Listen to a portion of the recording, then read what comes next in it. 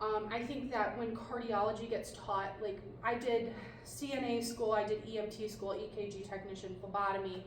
I was a teacher for EMTs and EMR.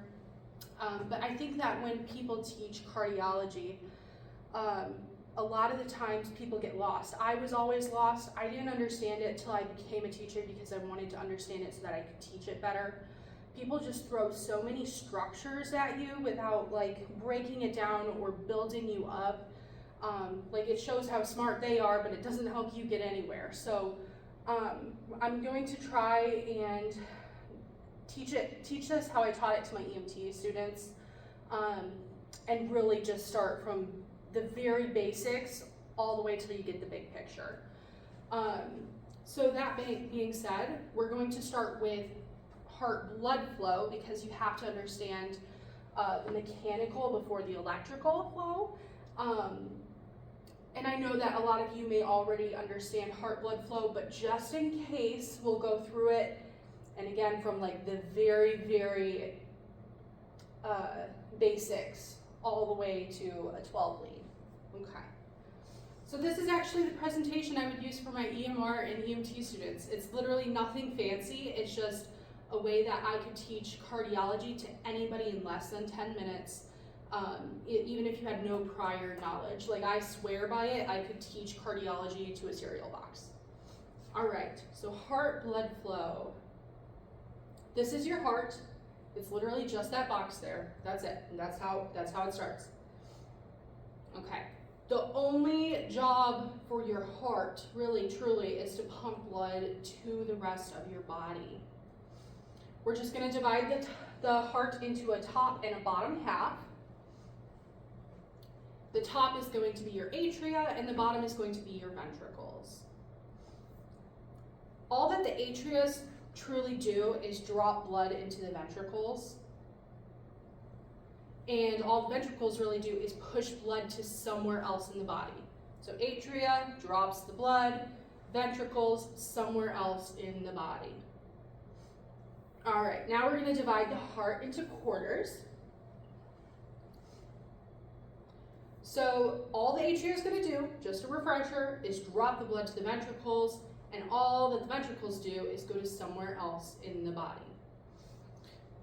So we're going to give this right and left sides, and for anatomical position, it's always going to be the patient's right and the patient's left.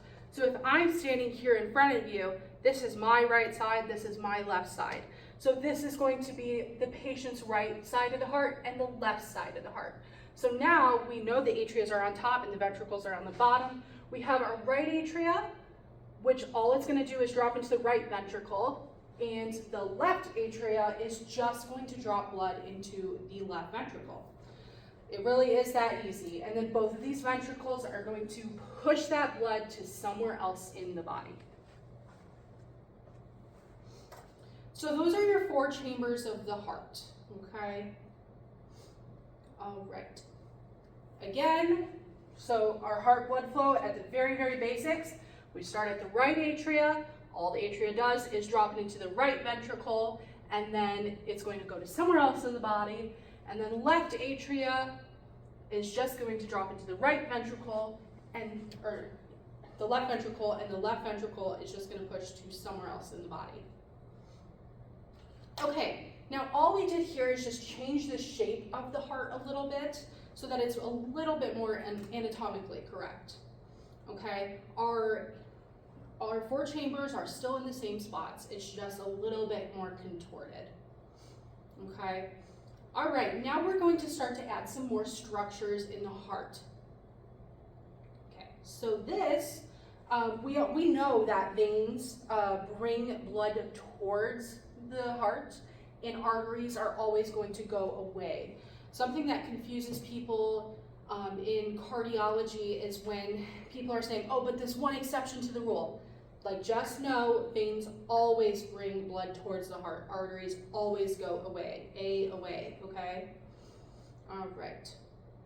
Now, these 2 structures that we added are the superior vena cava and the inferior vena cava. We know our directional terms. Superior is above, inferior is below you. The SVC is going to bring that blood from all the top areas of your body, and the IVC, the inferior vena cava, is going to bring all that blood from the bottom areas of your body, and it's going to dump into the right atria, okay? So superior, above, inferior, below. We're just kind of adding a little person so that we can kind of see where we're at. All right. All the blood from the above extremities, all the blood from the below extremities. And then we're going to add our aorta. So the SVC and the IVC kind of run together, kind of against your spinal column, which is why in EMT school they push so hard that left lateral recumbent position to kind of get the pressure off of these arteries if they're having blood pressure issues, dizziness, nausea, all of that fun stuff. Or especially with pregnant, expecting mothers, because you don't want the baby to be pushing down on those really large vessels. So that's your aorta, and it's going to come from the left ventricle, and you have an aorta above and below. They're kind of one large piece, but it sends blood to both above and below. So like the IVC, how you have your inferior vena cava, this area is going to send blood to all the it's going to send it to the heart from all the below extremities, and this is going to send it to the body. So they really do just kind of mirror each other. And that windy, twisty thing that you always see in cardiology is part of the aorta as well. And what branches off of that is all the vessels that are going to go to the above extremities. Okay. The aorta is the largest artery in the body. I'm sure that we know that. Arteries always are going away from the heart still, okay? All right, now we're going to add just a couple more structures. So we already know that blood is coming from the body to the heart through the SVC and the IVC, which drops into the right atria. And all the atria is going to do is drop to the right ventricle, but it needs a doorway to do that. So here we have our tricuspid valve. Tri, like triangle, you have three. So it basically has three cusps, okay? And then on the other side, just like how this atria needs a door to drop to the right ventricle, we need a door to drop to the left ventricle from the left atria. So this is going to be your bicuspid valve.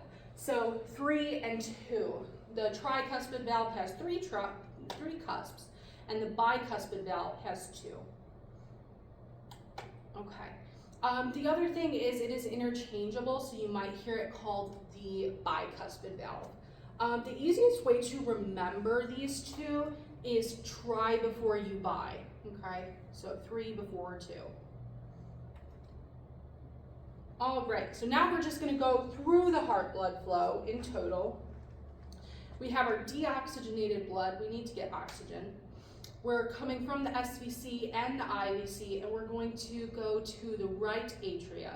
And all that atria is going to do is go through the tricuspid valve into the right ventricle. And this ventricle has to pump to somewhere else in the body. So we're going to add our last few structures here. We have to get to the lungs so that we can perfuse and get oxygen. That's where the oxygen exchange happens. So we are going to go through an artery, because the artery always goes away from the heart. This is where the people get confused, because they talk about whether arteries are always oxygenated or deoxygenated. This is the exception to the rule. This one artery is deoxygenated blood, okay? But the rule always stays that arteries always go away from the heart. So this is your pulmonary artery. Pulmonary, we think of your lungs. So we are going away from the heart into the lungs with the pulmonary artery. Perfusion happens in the lungs, and we're going to return to the heart in a vein. The veins are always going towards the heart, okay? So now we're oxygenated blood. And this is the pulmonary vein. Now, once we're oxygenated, we're coming back from the lungs through the pulmonary vein to the left atria, okay? From the left atria, we already went through the tricuspid valve, so now we're going through the bicuspid valve. And we're going to drop into the left ventricle. And all this ventricle is going to do is push to the rest of the body. okay? Now, we just went from a little square to a full-blown heart in how the heart pumps, okay? Here's a little visual with all your structures labeled. But yeah, that is going to be the mechanical pumping ability of the heart that we access by feeling for a pulse, okay? And we'll get more in depth into this as we start with the electrical system. So that's the mechanical system.